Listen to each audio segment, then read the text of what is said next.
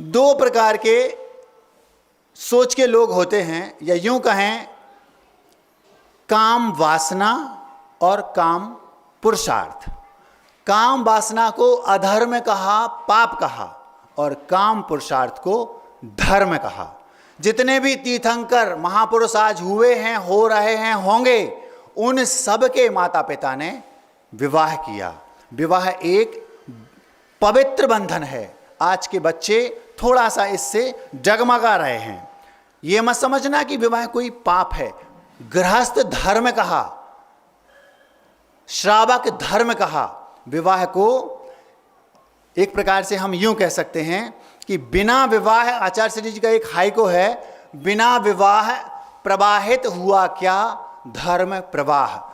कभी भी धर्म की प्रवाह विवाह के बिना चल नहीं सकता। धर्म की रूपी जो नदी है उसमें यदि विवाह का नीर ना हो तो वह बह नहीं सकती। ये पाप नहीं, ये पुरुषार्थ है। उसको काम पुरुषार्थ कहा। काम वासना तो पाप है, अधर्म है, और काम पुरुषार्थ धर्म है।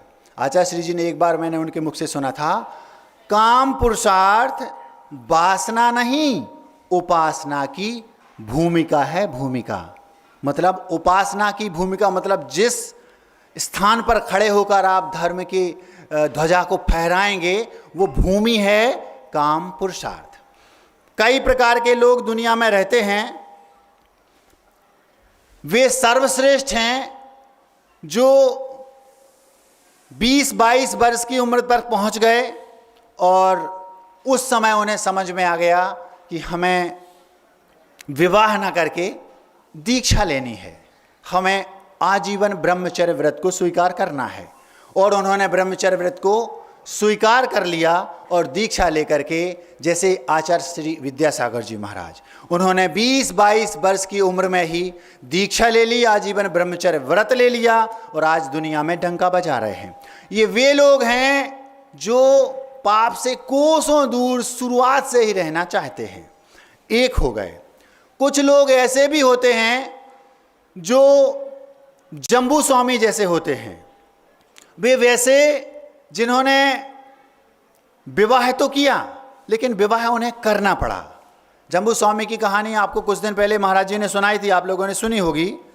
वे वैरागी थे, दीक्षा लेना चाहते थे, लेकिन उन्हें मजबूरन माँ के कहने पर एक रात के लिए विवाह करना पड़ा। उन्होंने कहा बेटा विवाह कर लो, और विवाह करने के बाद एक रात्रि अपनी पत्नियों के साथ रहना और तुम दूसरे दिन सुबह भले चले जाना। उन्हें पूरा विश्वास था कि जैसे ये विवाह करेगा तो जो उनकी 4 अथवा 8, 2 मत मिलते हैं। एक मत कहता है कि उनकी 4 राजकुमारियों से विवाह हुआ, एक कहता है 8 से।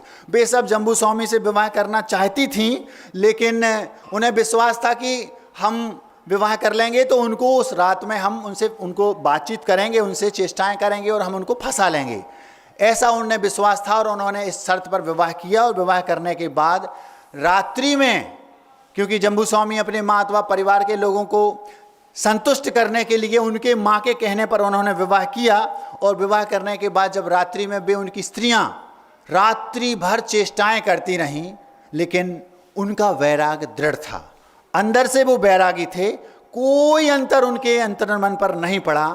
एक चोर उन्हीं के घर में रात में घुसा था। वे रानियां जम्बू स्वामी को मनाने में लगी रहीं कि ये बैरागी हैं, रागी बन जाएं, और वहां पर एक चोर अंदर घुसा था। वो इस पूरे दृश्य को देखकर वो क्या सोच रहा है कि भैया ये लोग सो जाएं, बातचीत बंद कर दें तो मैं रात्रि में चोरी करके भाग लूं।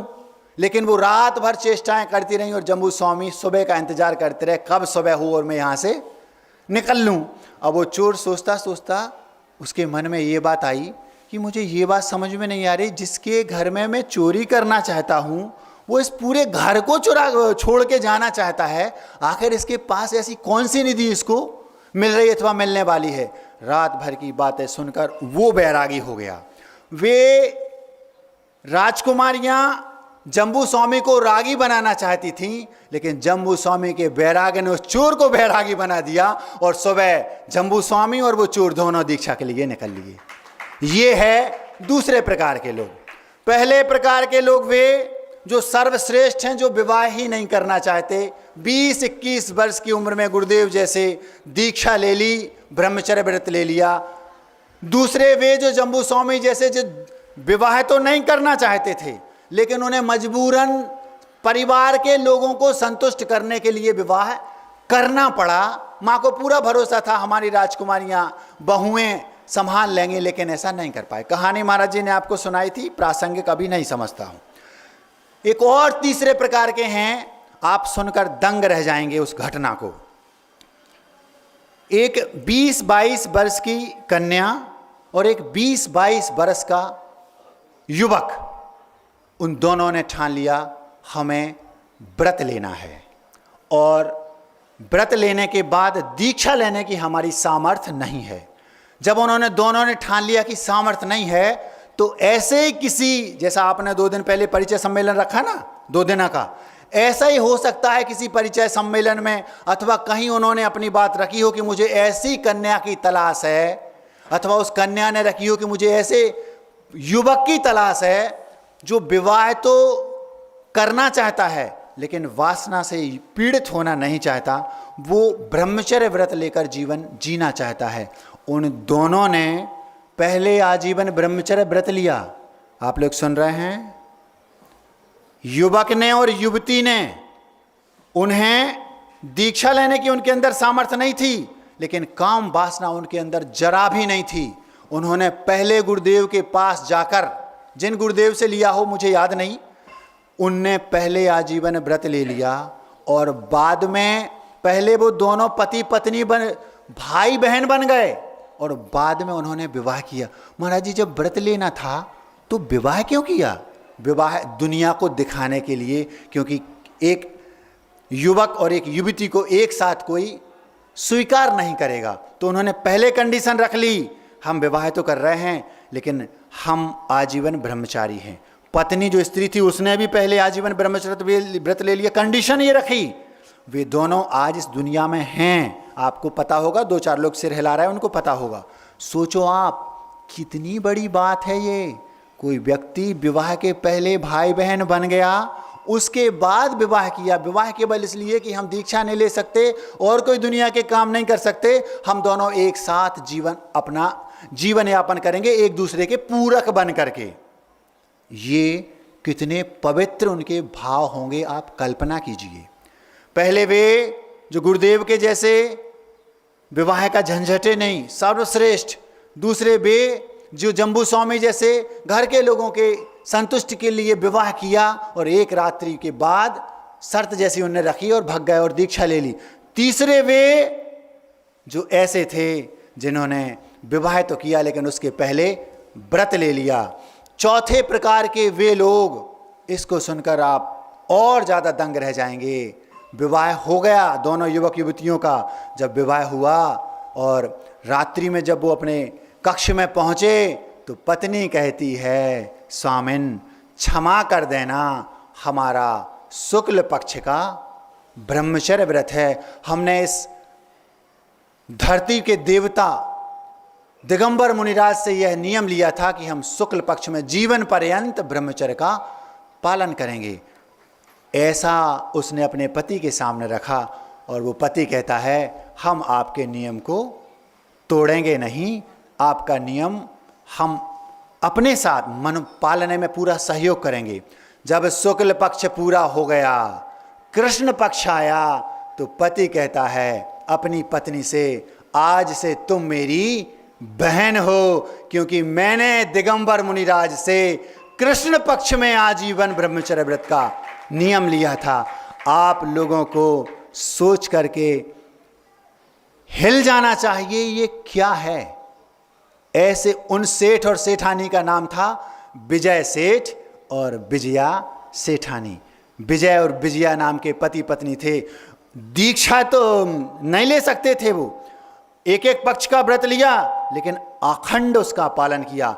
2 पक्ष एक मास में होते हैं, एक कृष्ण पक्ष और एक शुक्ल पक्ष। कृष्ण पक्ष का पति का पहले ही ले लिया था उसने आजीवन, और शुक्ल पक्ष का पत्नी का आजीवन ले लिया।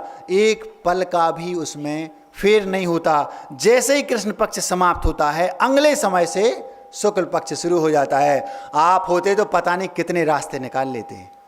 ये है उनके व्रतों का जीवन पर्यंत दृढ़ता से पालन करना। उन दोनों ने जीवन भर भाई बहन रहकर अपने जीवन को बिताया, किसी को कानों कान खबर नहीं होने दी।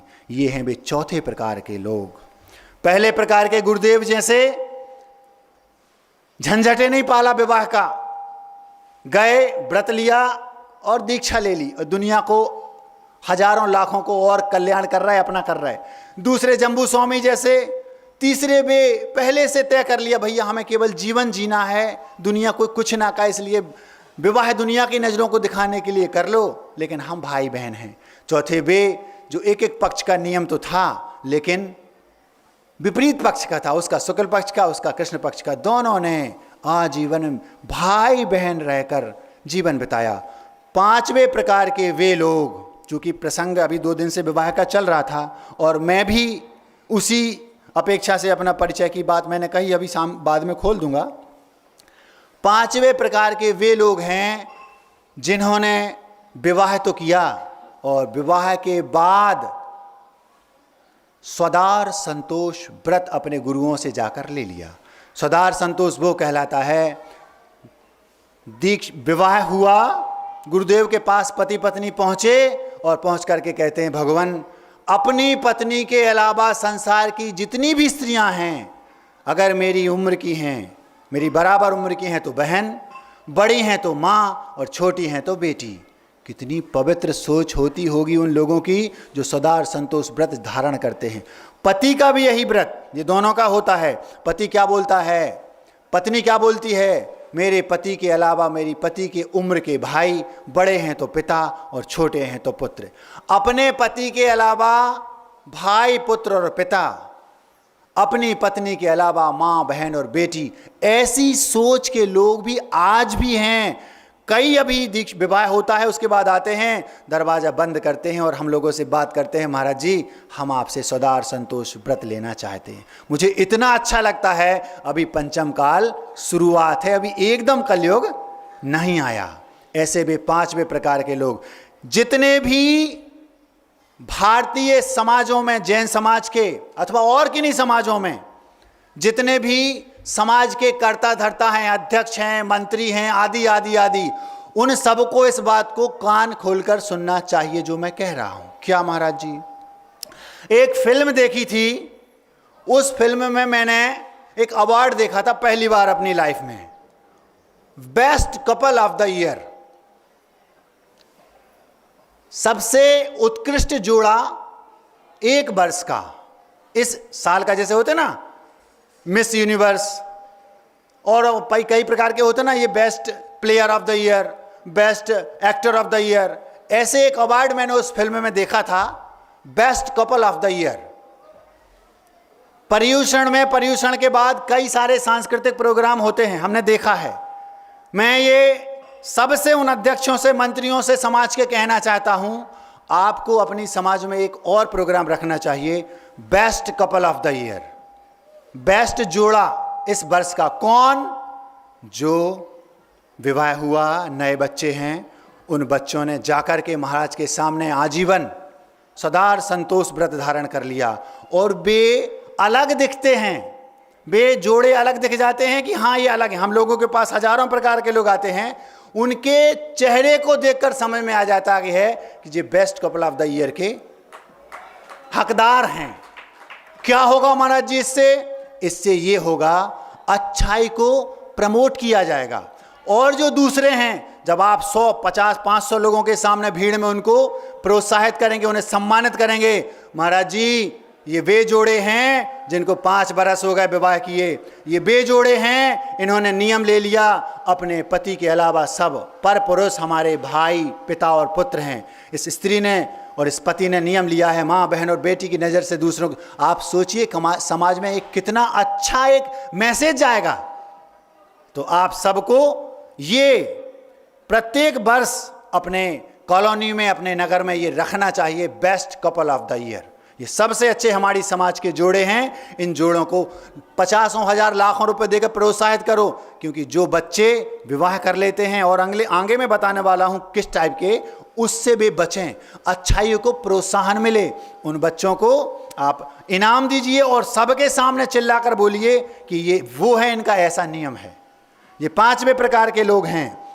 बड़ा दुख होता है सुन करके, जब विवाह तो कर लिया लेकिन विवाह करने के बाद व्रत भी नहीं लेती और पता नहीं कहाँ कहाँ यहाँ वहाँ अपने शील को भंग करते रहते हैं। 5वें प्रकार के लोग वे जो विवाह करते हैं, विवाह के तुरंत बाद गुरुदेव के पास जाकर के सदार संतोष व्रत ले लेते हैं। 6ठे प्रकार के वे जो विवाह तो करते हैं और विवाह करने के बाद कुछ ही दिनों बाद सद संतान की उत्पत्ति हुई, 2 साल 5 साल, और सद संतान की उत्पत्ति के तुरंत बाद आजीवन ब्रह्मचर्य व्रत ले लेते हैं। भगवान तीर्थंकर के माता पिता भगवान गर्भ में आते ही जाकर के आजीवन ब्रह्मचर्य व्रत ले लेते हैं। वे, उनका उद्देश्य केवल मात्र काम पुरुषार्थ था, काम वासना उनका उद्देश्य था नहीं। सद संतान की उत्पत्ति के लिए काम पुरुषार्थ किया जाता है। काम पुरुषार्थ को धर्म कहा, वो वासना नहीं है। केवल हमारा परिवार चले, अगर आप काम पुरुषार्थ नहीं करेंगे, काम पुरुषार्थ को धर्म नहीं कहा गया होता तो बहुत ज़्यादा विकृति आ जाती। क्या आएगी मैं अभी आगे बताने वाला हूँ। 6वें प्रकार के लोग वे जो विवाह तो करते हैं, विवाह करने के बाद संतान की उत्पत्ति हुई, 1 2 अथवा जितनी भी 3 4 जितनी भी चाहिए, और उसके बाद उन्होंने आजीवन ब्रह्मचर्य व्रत ले लिया। अब वे पति पत्नी भाई बहन रहकर रहते हैं, काम वासना उनका उद्देश्य नहीं था। 7वें प्रकार के लोग वे जो विवाह तो करते हैं, संतान की उत्पत्ति करते हैं, लेकिन केवल अपनी पत्नी में संतुष्ट रहते हैं, लेकिन सदार संतोष व्रत भी वे नहीं लेते, लेकिन कहीं बाहर न वेश्यागमन करते हैं न परस्त्री सेवन करते हैं। वे लोगों से मेरा कहना है, अब भी टिकट कटाओ सिरपुर का। क्यों महाराज जी? आप काम तो मेहनत तो पूरी कर रहे हैं लेकिन आपको सैलरी नहीं मिल रही। महाराज जी मतलब क्या? मतलब ये कि आप व्रत का पालन तो कर रहे हैं लेकिन आपका संकल्प नहीं है, आपको मिलेगा कुछ नहीं। एक लड़का जो रात्रि में जीवन भर नहीं खाया लेकिन उसका रात्रि भोजन त्याग का नियम नहीं है, उसको रात्रि में भोजन करने का दोष ही लगेगा। कोई व्यक्ति जो मांसाहारी तो नहीं लेकिन उसका मांस का त्याग नहीं है, उसका कर्तव्य अब भी जाए और गुरु से जाकर के नियम ले ले। जैसे ही आपने नियम लिया आपका वेतन शुरू हो गया। तो जो जिन्होंने विवाह कर लिया है, सदार संतोष व्रत नहीं लिया, लेकिन उनकी वासना बहुत सीमित है, वे काम पुरुषार्थी हैं, काम वासना उनके अंदर नहीं है, अपनी पत्नी मात्र में, अपना पति मात्र में संतुष्ट हैं, उन्हें आज ही इस व्रत को ले जाना चाहिए। जैसे ही आप संकल्प लेंगे तुरंत आपकी सैलरी शुरू हो गई। जैसे इंश्योरेंस कंपनी में होता ना, कितना ही पैसा आपके पास रखा हो, जब तक आपने साइन सील सिग्नेचर नहीं किए तब तक आपका इंश्योरेंस नहीं मारे। इंश्योरेंस हुआ नहीं, भले आप अगले घंटे में एक्सपायर हो जाएं, पूरे जीवन भर का बीमा आपको मिलेगा। यही कंडीशन होता है संकल्प पूर्वक व्रत लेने की। तो 60 वर्ष की उम्र के बाद तो प्रत्येक व्यक्ति को आजीवन ब्रह्मचर्य व्रत ले लेना ही चाहिए। क्यों? क्योंकि हमारे बच्चों को आदर्श हम ही तो बनेंगे, नहीं तो बाद में वे फिर बच्चे हमारे लिए हमारे गले की हड्डी बनेंगे। 6वें प्रकार के लोग वे जो व्रत लेते हैं, संतान की उत्पत्ति हुई और उन्होंने आजीवन ब्रह्मचर्य व्रत ले लिया। 7वें प्रकार के वे जिन्होंने दीक्षा विवाह किया और विवाह करने के बाद अभी स्वदार संतोष नहीं लिया, उन्हें जाकर गुरुजी के पास जाकर अथवा जिस जिस नगर में जहाँ जहाँ जो गुरुजी हैं, चाहे वो ललितपुर चले जाएं, चाहे तो बंडा चले जाएं निर्यापक श्रवण श्री समय सागर जी, चाहे तो नागपुर चले जाएं निर्यापक श्रवण श्री योग सागर जी, और कहीं कोई स्थान नहीं मिलता तो खजुराहो आ जाएं। यहाँ 5 महाराज हैं, 2 मिनट में आपका केस सुनेंगे और आशीर्वाद दे देंगे, आपका इंश्योरेंस पक्का। 8वें प्रकार के लोग वे धन्य हैं, वे लोग जो केवल अपने जीवन में विवाह किया, संतान हुई और तुरंत जाकर गुरुदेव के पास जाकर उनकी पिच्छी ले ली, जैसे एक वो आईएएस ऑफिसर हैं, दिल्ली में रहते हैं, मैं सुनकर के मुझे बड़ा आश्चर्य होता है, राम सीता से उनकी जोड़ी लगती है। ऐसे लोगों को तो प्रतिवर्ष सम्मानित किया जाना चाहिए। 40 वर्ष की उम्र है, ऐसे सुंदर दिखते हैं, दोनों आईएएस ऑफिसर हैं, और गुरुदेव की उन्होंने पिछली आजीवन भाई बहन बनकर रहेंगे, सोचो तो। और एक वे जो गोटे गांव में हैं, वो भी बिल्कुल 35-40 वर्ष के होंगे। एक रायपुर में हैं, ऐसे 40-40, 35-35 वर्ष के बच्चे, जिनके अंदर काम वासना नहीं है, जो केवल उनका उद्देश्य था कि हमें विवाह करके अपने परिवार को चलाना है, सत संतान की उत्पत्ति ही केवल मात्र उनका उद्देश्य था, और वे अपने जीवन को धन्य कर रहे हैं। 8वें प्रकार के लोग वे जो विवाह तो करते हैं, लेकिन जिस अग्नि की साक्षी पूर्वक उन्होंने 7 फेरे लिए थे, उसमें उन्होंने एक वचन लिया था, अपनी पत्नी को छोड़कर माँ बहन और बेटी की नज़र से देखूंगा। उस अग्नि के सामने भी वो झूठ बोल रहे, अपने नियम को, वचन को तोड़ रहे, और गुरुओं के सामने भी अपने जैनिज्म को भी वो भूल रहे, याद नहीं कर रहे। हमारी जो जैनों की गौरव गाथा थी, उनको भी भूल गए। विवाह कर लिया पत्नी से, व्यसनी हैं, पर स्त्री सेवन करते हैं, पूरा जीवन काम वासना में गुजार दिया। 6वें काल के बारे में शास्त्रों में लिखा है, सारे के सारे मनुष्य नरक से ही आएंगे और नरक ही जाएंगे। क्यों? क्योंकि उनके अंदर काम पुरुषार्थ जैसी कोई चेष्टा भाव है ही नहीं, केवल काम वासना ही एक उनका उद्देश्य है। पशु वृत्ति जीवन भर उनकी चलती रहती है। वे 8वें प्रकार के लोग। 9वें प्रकार के लोग वे जो आजकल वर्तमान में चल रहा है। बच्चे पढ़ लिख जाते हैं, कम है इनकी उम्र, गिनती इनकी बहुत कम है, यद्यपि कौन से महाराज विवाह नहीं करना चाहते, और काम वासना भी उनके अंदर बिल्कुल नहीं है। महाराज जी ऐसे लोग हैं? ऐसे लोग भी हैं। आपको कहाँ से पता महाराज? हमारे पास आते हैं, एक बिटिया आई, बेटा कितनी उम्र है? महाराज जी 22 वर्ष।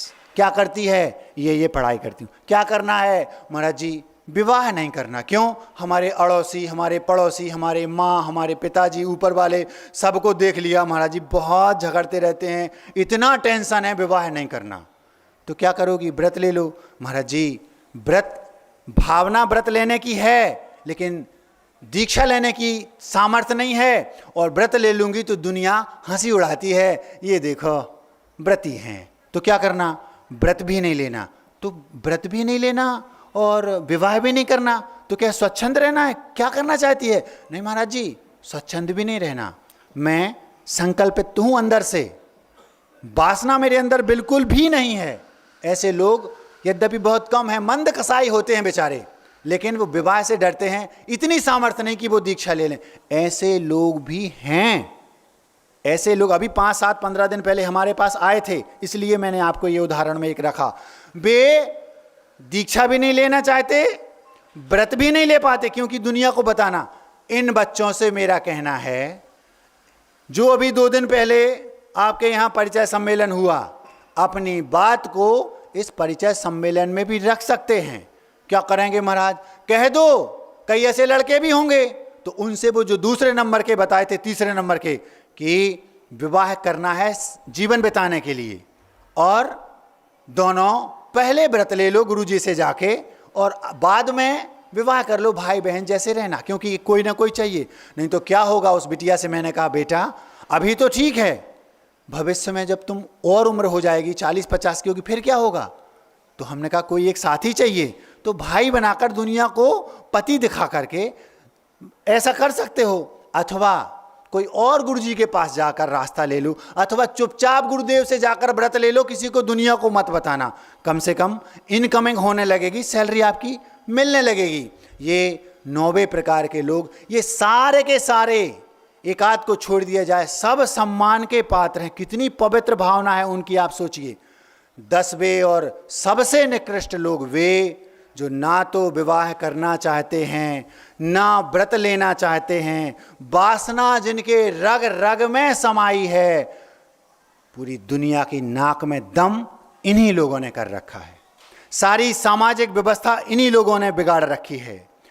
ईसा की 3-4 शताब्दी पूर्व एक संत हुए, सुकरात, आपने नाम सुना होगा। उन सुकरात के शिष्य थे प्लेटो। आपने उनका भी नाम सुना होगा। भगवान महावीर के जन्म के 200-250 वर्ष बाद की ये घटना है। उनके शिष्य हुए अरस्तु, सबसे पहले सुकरात, उनके शिष्य हुए प्लेटो, उनके शिष्य हुए अरस्तु। अरस्तु सिकंदर अरस्तु को अपना गुरु मानता था। उन अरस्तु का एक सिद्धांत था, विवाह मत करो, व्रत भी मत लो। तो क्या करो फिर? स्वच्छंद हो जाओ, पशुवृत्ति अपनाओ, क्या करो? उनका सिद्धांत था, यदि जीवन सुखमय जीना है तो विवाह मत करो, व्रत भी मत लो, ऐश का जीवन जियो। ये उनका सिद्धांत था और दुनिया उनको संत कहती थी और वो एक प्रकार से यूनानी एक दार्शनिक थे। बहुत उनके अनुयायी कई रहे। आज भी उस अरस्तु के सोच के लोग दुनिया में करोड़ों की संख्या में हो गए हैं। मुझे इतना दुख हुआ सोच करके। आप कल्पना कीजिए, आपकी समाज में सबने विवाह बंद कर दिया, कोई विवाह नहीं करेगा और व्रत भी नहीं लेगा, तो क्या होगा? पशुओं जैसा जीवन हो जाएगा, ना समाज रहेगा। उन अरस्तु का सिद्धांत था, विवाह करोगे घर बसेगा, संतान होगी परिवार बनेगा, परिवार बनेगा आपके पास जिम्मेदारियां बढ़ेंगी तो आपको बहुत सारी चिकल्लसें, टेंशन जिसको बोलते हैं वो बढ़ेंगी, आपकी जिम्मेदारियां बहुत बढ़ेंगी। इसलिए विवाह मत करो, आनंद का जीवन जियो। ये है अरस्तु के सिद्धांत और दुनिया उनको संत मानती है। क्या ये भारतीय संस्कृति है? क्या इसको हम संत कह सकते हैं? क्या होगा आप सोचो? धर्म उसी दिन लोप हो जाएगा। जिस दिन विवाह समाप्त हो गए उसी दिन धर्म का लोप हो जाएगा। क्यों महाराज जी? क्योंकि विवाह नहीं होगा और संतानें होंगी, वो कौन सी की संतान कहलाएगी? आप उसको जायज संतान नहीं बोलते। क्या वे ऐसी नाजायज संतान जिसको आप बोलेंगे, क्या वे दीक्षा के योग्य रहेंगी? क्योंकि उन्होंने कहा वर्णेषु 301 को, 3 वर्णों में से एक वर्ण वाला होना चाहिए। तीनों में से नहीं रहेगा तो वो उसके अंदर विचार कैसे होंगे आप सोचो तो। ऐसा अगर आपके बच्चों के मन में ऐसे भाव आ रहे हैं, आप उन्हें समझाइए। वे नहीं समझते, महाराजों के पास ले आइए। महाराज जी उसका फल क्या मिलेगा?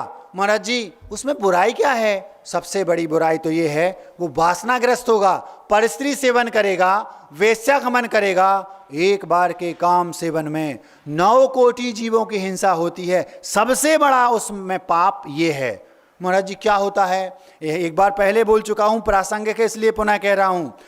पुरुषार्थ सिद्धि ग्रंथ उपाय में एक कारिका लिखी। उस ग्रंथ में लिखा, एक मटके में लबालब राई के सरसों के दाने भर दो और उसमें एक तेज गरम लोहे की सरिया डाल दो। जैसे ही आप वो सरिया उस मटके में डालेंगे, चट चट चट चट करके करोड़ों सरसों के दाने एक पल में जल के नष्ट हो जाएंगे।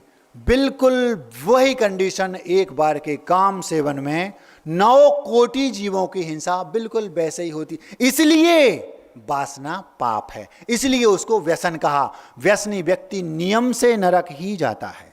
एक पाप। दूसरा ये कि 9 कोटि जीवों की हिंसा होगी। तीसरा ये, आप जिसके यहां जाते हैं, चाहे वो परस्त्री हो चाहे वेश्यागमन करने के लिए जाते हो अपनी स्त्री को छोड़कर, आप कल्पना कीजिए वो किसी की पत्नी, किसी की बहन तो होगी। आपकी बहन अथवा पत्नी पर कोई बुरी नजर डाले, आपको कैसा लगेगा? उस पर क्या बीतेगी? ऐसे कई सारी बातें और हैं जो इसका दोष हैं। समाज की सारी व्यवस्था बिगड़ जाएगी। आज वर्तमान में ऐसे लोगों की संख्या स्पीड में बढ़ रही है। वे विवाह नहीं करना चाहते और व्रत भी नहीं लेना चाहते। अगर विवाह नहीं करना चाहते, व्रत ले लो, गुरुदेव के पास जाकर दीक्षा ले लो, मैं तो ये कह रहा हूं अच्छी बात है। लेकिन आप व्रत नहीं लेना चाहते तो आप इस जैनिज्म के, इस सृष्टि के बहुत बड़े द्रोही हैं, द्रोही। ऐसे लोगों को मेरे विचार से तो समाज में रहने देने का और ऐसे विचार वाले लोगों को समाज में रहने का कोई अधिकार होना नहीं चाहिए। एक और बहुत बड़ी फितूरी हमारे बच्चों के अंदर आ गई है और सबसे बड़ा दोष है तो हमारे माता पिताओं का। 80-80 बरस के हो गए और हमारे पास एक गांव का नाम तो मैं नहीं बताऊंगा क्योंकि अच्छा नहीं माना जाता किसी पर कीचड़ उछालना। वो आए, उम्र उनकी थी लगभग 75 प्लस, उनसे पूछा, दादाजी कितने वर्ष के हो? महाराज जी इतने इतने वर्ष के हैं। व्रत है? तो शांत हो गए। हमने कहा, दादाजी 75-80 वर्ष के हो गए, आपको तो आजीवन व्रत लेना चाहिए। महाराज जी अभी थोड़ा और समय बिताने दो, फिर हम सोचते हैं। हमने कहा, क्या है ये? इन्हीं लोगों के बच्चे ऐसे होंगे जैसे वो प्लेटो के सिद्धांत वाले हैं। नहीं तो जो बच्चे संस्कारित होते हैं, हमारे बच्चे संस्कारित हों उसके लिए पहले आपको संस्कारित होना पड़ेगा। आपका कर्तव्य है 60 वर्ष के हुए नितांत रूप से जाओ गुरुदेव के पास, आजीवन ब्रह्मचर्य व्रत ले लो। कब तक पशु वृत्ति को जीवन में अपना हिस्सा बनाते रहोगे? क्या यही जीवन है? वस्तुतः तो सार तो ये था। महाराज जी क्या करना चाहिए हम लोगों को? वास्तव में तो आपको मनुष्य जीवन इसलिए मिला था अपना कल्याण करने के लिए। तो महाराज जी हमें क्या करना चाहिए? अगर आप अपनी जिंदगी में कुछ करना चाहते हो, आप लोग सुन रहे हैं, अगर आप अपनी जिंदगी में कुछ करना चाहते हो तो कुछ ऐसा करके जाओ कि जिस गली से गुजरो उस गली से आवाज आए, हे स्वामी नमोस्तु। क्या कहा? अगर आप अपनी जिंदगी में कुछ करना चाहते हो तो कुछ ऐसा करके जाओ कि जिस गली से गुजरो उस गली से आवाज आए, हे स्वामी नमोस्तु। मतलब दीक्षा ले लो। सर्वश्रेष्ठ तो ये है पहले नंबर वाले, नहीं तो दूसरे नंबर वाले बन जाओ, नहीं तो तीसरे वाले बन जाओ, नहीं तो चौथे वाले बन जाओ, नहीं तो 5वें वाले बन जाओ, नहीं तो 6वें वाले बन सकते हो, 7वें वाले भी बन जाओ तो बहुत श्रेष्ठ है। 8वें वाले बन गए कि विवाह तो कर लिया लेकिन सौदार संतोष व्रत नहीं है, यहाँ वहाँ पर स्त्री सेवन वेश्यागमन कर रहे हो, नरक की आयु का आपने रास्ता अपना स्वयं प्रशस्त कर रहे हो। 8वें वाले सबसे बेकार, अथवा ये 10वें वाले जो विवाह ही नहीं कर रहे वो और ज्यादा बेकार। आप अपने बच्चों को घर में अथवा समाज में, अथवा जो समाज के मुखिया हैं उन सब का कर्तव्य है कि उन सबको अपने बच्चों को ये बातें बतानी चाहिए। उनको बताने के पहले आपको वो सारी चीज़ें फॉलो करना चाहिए। यदि आप 60 वर्ष के हो गए हैं, आज ही आपको महाराजों के पास जा करके जीवन पर्यंत के लिए ब्रह्मचर्य व्रत ले लेना चाहिए। आगे की तो सोचो, नहीं तो भविष्य क्या होगा? पशुओं का भविष्य क्या होता है आपको पता है? ये आपके साथ होने वाला है। मैं नहीं चाहता ऐसा हो। एक और अंतिम बात आपके सामने रख देता हूँ। महाराज जी आजकल एक बड़ा नया टाइप का ट्रेंड चल गया है कि बेटियां कहती हैं हम विवाह तो करेंगे लेकिन शर्तों के आधार पर। उनकी शर्तें रहती हैं, सास ससुर साथ में नहीं रहेंगे। ऐसे बेटियों से विवाह करने से अच्छा है विवाह ही नहीं करना। जो पहले ही शर्त रख रही है और वो भी शर्त ऐसी, उसकी सोच कैसी होगी? जीवन पर्यंत जोरू का गुलाम बन के रहना पड़ेगा, गारंटी है, लिख लो। महाराज जी वो कहती है हम सेपरेट जिएंगे, सेपरेट लाइफ, वहां मेट्रो सिटी में अकेले रहेंगे, आप और हम, आप भी जॉब करना हम भी जॉब करेंगे। ऐसे बच्चों से विवाह करने से अच्छा है कि बिना विवाह के रह जाना। एक विश्व सुंदरी थी, विश्व सुंदरी समझते हो? मिस यूनिवर्स जिसको बोलते हैं। वो बहुत सुंदर थी। उसके मन में भाव आया कि मुझे विवाह करना है। ना तो शर्तों पर कभी किसी से विवाह करना, क्योंकि विवाह का जो जीवन है, जो वैवाहिक लाइफ है, जो गृहस्थ धर्म है, जो श्रावक धर्म है, वो शर्तों पर नहीं होता। वो उसकी नींव होती है प्रेम पर, आपस में आपसी तालमेल पर। वैवाहिक जीवन कभी शर्तों पर नहीं चलता। वैवाहिक जीवन चलता है श्रद्धा पर, विश्वास पर, प्रेम पर, आपसी सामंजस्य पर, ट्यूनिंग जिसको आप लोग बोलते हैं, आप जिसको बोलते हैं हम दोनों के बीच में बहुत अच्छी अंडरस्टैंडिंग जिसको आप बोलते हैं, इस पर वैवाहिक जीवन चलते हैं। कभी भी शर्तों पर नहीं चलते। कोई शर्तों पर विवाह करना चाहे तो, अथवा कोई ऐसा भी हो सकता है कि हम इस विशेष उद्देश्य की पूर्ति के लिए विवाह करना चाहते हैं। एक बड़ी गजब की घटना, Guinness book of world records बनाना चाहते थे वे सज्जन। उनका नाम मैं लेना नहीं चाहूंगा, मैंने अपने कानों से सुना, अपनी आंखों से पढ़ा। उम्र 60-65 वर्ष की होगी। विवाह को उन्होंने मजाक बना रखा है। 80 विवाह कर चुके हैं। आप लोग सुन रहे हैं? उम्र केवल 60 वर्ष और 80 विवाह कर चुके हैं। Guinness book of world records में नाम लिखाना चाहते, हो सकता है लिख गया हो 8-10 वर्ष पहले, 6-7 वर्ष पहले मैंने गुरुदेव के मुख से सुनी थी। जिस टोन में मैं बोल रहा हूं इससे भी ज्यादा खतरनाक तरीके से गुरुजी ने इस बात को रखा था। वे लोग इस समाज के द्रोही हैं। उन्होंने विवाह को, इस पवित्र बंधन को मजाक बना रखा है। आप सोचिए 60 वर्ष की उम्र में जिसने 80 विवाह कर लिए, उसका उद्देश्य क्या होगा। और मुझे मजा दुख इस बात का होता है सोच करके कि जिसको पता है कि इतने तलाक हो चुके हैं इसके, वो व्यक्ति कोई कन्या उससे विवाह किस उद्देश्य से कर रही होगी। मतलब 60 वर्ष की उम्र में 80 विवाह हो गए तो 2-4 महीने से ज्यादा तो चलता नहीं होगा, क्योंकि ऐसा तो है नहीं कि आज विवाह किया कल तलाक हो गया। कुछ समय तलाक में भी लगता होगा, कुछ समय विवाह के बीच में गैप भी रहता होगा।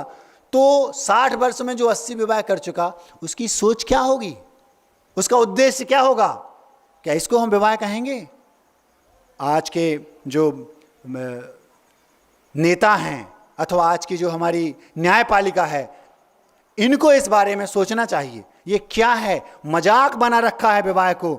ऐसे लोगों हंसी हंसी में तलाक हो जाता। अभी 15-20 दिन पहले एक व्यक्ति आए, बोले महाराज जी पति पत्नी का तलाक होगा। क्यों? उसको खाना बनाना नहीं आता था। मुझे इतनी हंसी। बोले क्या होता था? बोले वो रोज मैगी खिलाती थी, मैगी। और ये केरल की घटना है, केरल की। सोचो तो ये क्या है। आप लोगों को सोचना चाहिए। मैं जो बात बोल रहा था अंतिम वो बोल दूं, क्योंकि इस उद्देश्य से इस बात को रख रहा हूं, क्योंकि विवाह ना तो मजाक है ना हंसी मजाक। ये एक पवित्र बंधन है। काम वासना के लिए नहीं, काम पुरुषार्थ के लिए, सद संतान की उत्पत्ति के लिए किया जाता है। शर्तों के आधार पर और किसी उद्देश्य को, जैसे उन्हें 60 वर्ष में 80 विवाह कर लिए, ऐसे उद्देश्य आदि को लेकर विवाह कभी होना नहीं, करना नहीं। एक व्यक्ति थे जिनकी मैं बात आपके सामने रख रहा हूं। उन्होंने कैसे, कितने अच्छे तरीके से उस प्रस्ताव को ठुकराया, आपको बताना, क्योंकि आप ठुकरा भी नहीं सकते तो कैसे ठुकराएं ये भी आपके सामने रख दूं। सब बताना पड़ेगा क्योंकि आपको कुछ नहीं आता। पढ़ाई नहीं वो जो पढ़ना चाहिए, जो नहीं पढ़ा वो बस पढ़ के पढ़ा बन गए हो। बस पढ़ा समझते हो, भैंस के बछड़े को पढ़ा बोलते हैं। यूनिवर्स, मिस यूनिवर्स थी, ध्यान से सुनेंगे। मिस यूनिवर्स जो विश्व सुंदरी जिसको बोलते हैं, बहुत सुंदर थी। सुंदर तो रहेगी क्योंकि मिस यूनिवर्स है। उसके मन में एक दिन विचार आया, मुझे विवाह करना है। उम्र होगी उसकी मुश्किल से 26, 27 वर्ष। उसके मन में ये विचार आया, मैं बहुत सुंदर हूं, मुझे एक ऐसे लड़के से विवाह करना है जो मास्टर माइंड हो, जिसके पास टैलेंट गजब का हो, एक्स्ट्रा इंटेलिजेंट जिसको बोलते हैं। ऐसे एक बहुत विद्वान से मुझे विवाह करना है। तो उसने ढूंढना शुरू कर दिया। आजकल तो ढूंढने के लिए बहुत सारे नए नए इंस्ट्रूमेंट्स हैं, उससे आप पता नहीं कब ढूंढ लेते हैं। तो उन्होंने पता लगाया कि एक वैज्ञानिक है, साइंटिस्ट, बहुत कम उम्र में, उसकी 27-28 वर्ष, आसमान छू रहा है वो बहुत कम उम्र में, मास्टर माइंड है वो। उसने मन ही मन में ठान लिया कि मुझे इससे विवाह करना है। लेकिन वो इत्तेफाक से सुंदर नहीं था, सांवला था। माइंड तो उसका गोरा था लेकिन शरीर सांवला था। और उस कन्या का दिमाग तो, शरीर तो, रंग तो मास्टर बहुत गोरा था, लेकिन दिमाग कैसा था अभी बताता हूं।